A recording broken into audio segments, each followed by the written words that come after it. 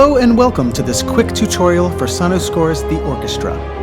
In this video, we will look at the creation of a new animated preset using multiple interlocking arpeggiators. We're going to build the rhythm based on a simple musical idea and set up the instruments from scratch to suit our needs. So this is the ensemble instrument. We have the main page where we can load instruments and assign different engine modules. We have the engine page where we can adjust the specifics of the arpeggiators and envelopes. And finally, the mixer page where we can set the balance between the instruments and make changes to reverb and overall sound. As the instrument opens up, this is the loaded preset. Now to start from scratch, I'm going to clear all these slots. So, let's start with the first violins and load up the staccatos. What I want the engine to do is I want to press this chord, and I want the violins to play like this. To do this, I'm going to assign arpeggiator number 1 to this slot and go over to the engine controls. Let's hear what it sounds like.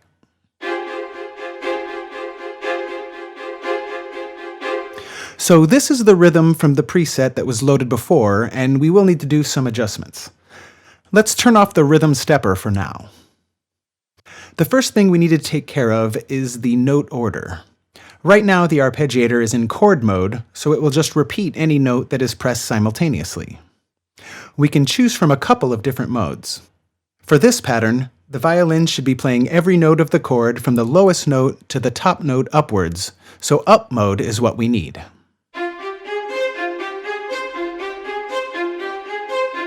Sounds good, but it should be faster, so I'll set the note rate to 16th notes. That's a bit hectic, so to change that, the string should be playing every note twice in a row. I'll set the repeat to 1.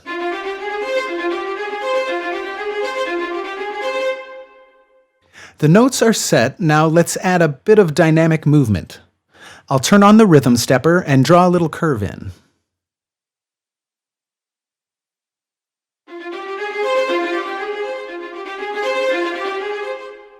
That's nice, but it's moving a bit too fast, so I'll set the stepper resolution to 32 steps and draw the same thing again.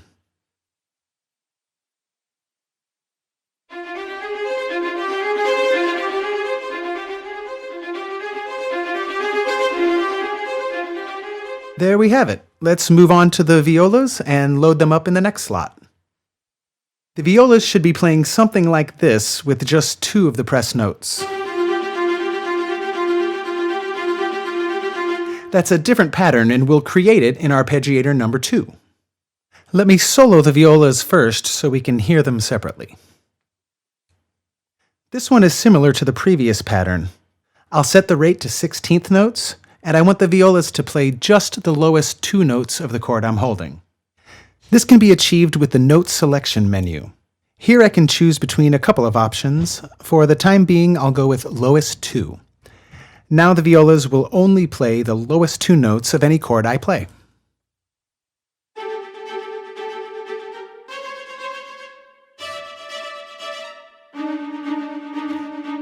They should also be alternating between these 2 notes, starting with the higher one, so I'll choose the down mode in the note order menu.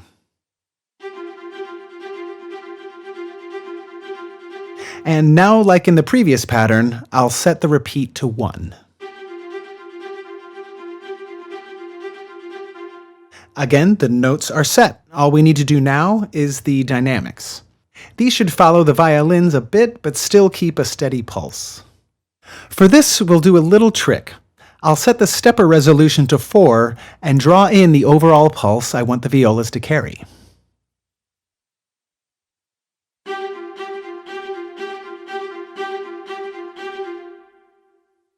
Now I'll turn up the resolution to 32 steps. The engine will copy my little pattern over the whole range of the stepper. This way I can edit the rhythm over a longer period of time and not get lost where the pulse should be. So let's set up a movement similar to the violins.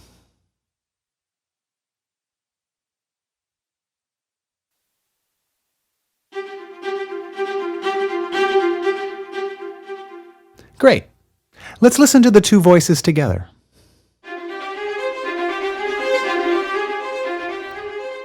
The violas are adding a nice little pulse and tension, but are playing in the same register as the violins and get a little lost there. So I'll load up the cello staccatos and assign them to the same arpeggiator as the violas. Now both sections will be playing the same notes.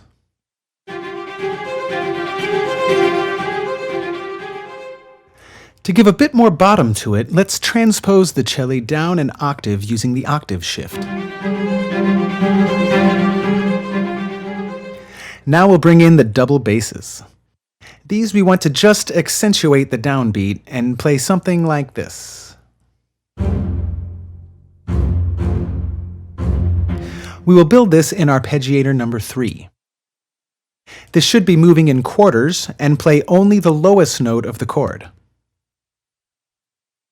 Since it's only one note, we don't need to do anything about the note order and all the other controls here, so let's put in the rhythm. We only need 8 steps for this. 1, 2, 3, 4, 1, 2, 3, 4, 1.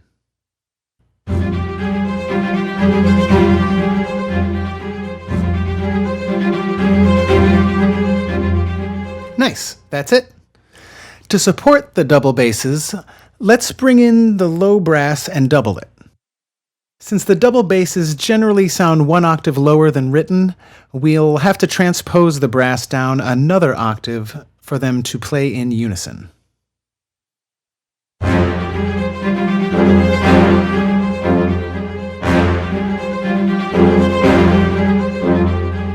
There we go. All we have to do now is adjust the balance of the instruments. On the mixer page, we can see that the levels were set differently for each slot to suit the preceding preset. Let's just bring them to equal levels and see what it does.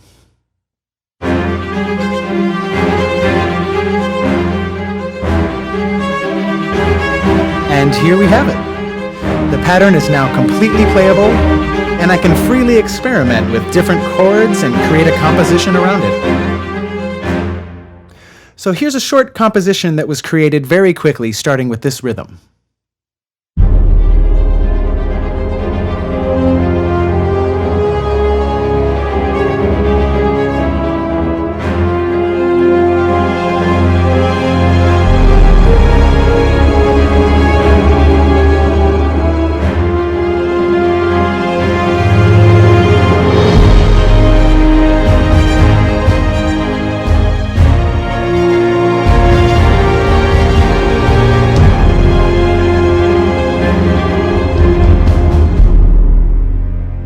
We hope you enjoyed this little tutorial. If you want to learn more about the possibilities of the orchestra, you can check out our other videos on this channel, or visit sonuscore.com or bestservice.com for more information.